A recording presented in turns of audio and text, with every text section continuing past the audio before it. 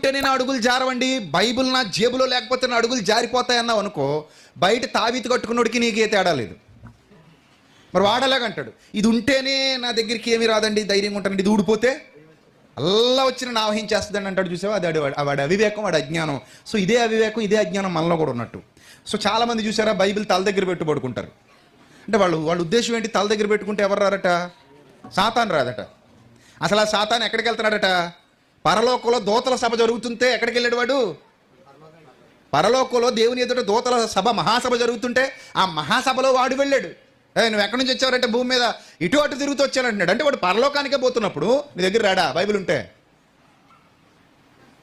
ఆలోచించి ఒకసారి, వాడు ఎవరి దగ్గరికి వచ్చాడు? ప్రభు దగ్గరికి వచ్చాడు. ప్రభు దగ్గరికి వచ్చాడు. ఎరుకో ప్రాంతంలో ఆ పర్వతం, శోధనల కొండ, ఎరుకోలో ఆ శోధనల కొండ మీద ప్రభువుని శోధించడానికి వచ్చిన వాడు. తర్వాత దాని పేరు శోధనల కొండ అయిపోయింది. ప్రభు అక్కడ శోధింపబడ్డారు కనుక. సో ప్రభు దగ్గరికి వచ్చాడు వాడు. మరి మీరేం చెప్తున్నారు? బైబిల్ తల దగ్గర పెట్టుకుంటే వాడు మా దగ్గరికి రాడు అని చెప్పడం అవివేకం, హాస్యాస్పదం కాదా?